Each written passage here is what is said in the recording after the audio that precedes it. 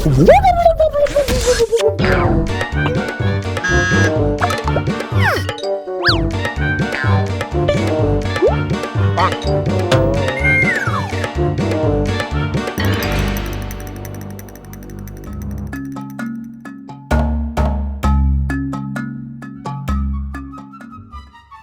don't know how it is around your house, but on Sundays at our house, it is chaos. You know, my wife, who is normally an incredibly wonderful woman, becomes demon-possessed on Sunday mornings. She runs around the house going, "Put your shoes on. We have to be at Mass in 10 minutes. Would you hurry up?" Even now and then, she yells at the children. It's scary around our house on Sundays. You know, I don't know what it is, but when we get to church, my wife and I, we're always exhausted. Our kids wear us out, especially my daughter Mackenzie. When Mackenzie was 3 years old, she loved to go to church. She loved to go to church. It was one of her favorite things to do because she loved to climb all over the pews. She loved to jump up and down and wave and see people. She was a funny little 3-year-old kid.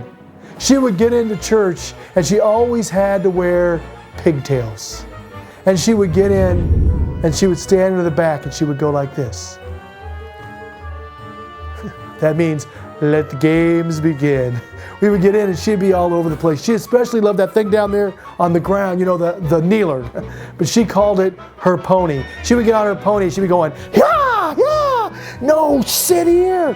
And all the time, all the way through Mass, it was a constant battle back and forth. I would put her back up, she would get up and run around again and talk loud. And I don't know if you've ever noticed, but little kids, they can't whisper.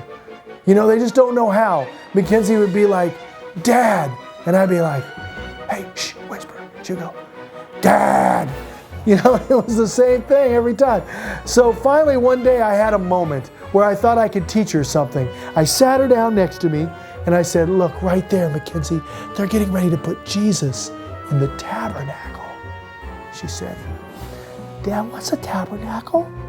I said, "Honey, it's that gold box. They're going to put Jesus in that gold box." "Dad, they're going to put Jesus in a box?" "Yes, yes, shh, he likes to be in that box." I know that's probably not great theology, but you know, she was 3. So she sat down next to me and she just stared at the box. And I'm thinking, yeah. Turned to my wife and was like, "Check it out, she's being good." About that moment, with no warning, that time in church when it's totally quiet, Mackenzie jumped up onto her pony and screamed to the top of her lungs, "Don't worry, Jesus, I'll get you out of there." Everybody in church laughed, except me. You know, that day, I was so embarrassed. Everybody in church laughed. And as I went home, I was thinking, I'm going to kill her. Now, not really, you know, don't call Child Protection Services on me or anything like that. But I didn't even know what to think. I was so mad. And then it dawned on me, my daughter had taught me a valuable lesson. Because you see, she wasn't trying to be bad. She just had this incredible relationship with Jesus. Jesus was her friend. There was no doubt about it. Jesus was real to her. Now, she did not learn that in a theology book.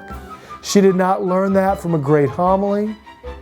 She just knew that Jesus was real and that Jesus was her friend. We believe every week when we celebrate Mass together that we receive Jesus in the Eucharist, that Jesus is real. Mackenzie wasn't trying to be bad. She was trying to get her friend out of the box. When's the last time we really took a look at our own lives and realized that we experience a miracle every week? We receive Christ in the body and the blood, truly there.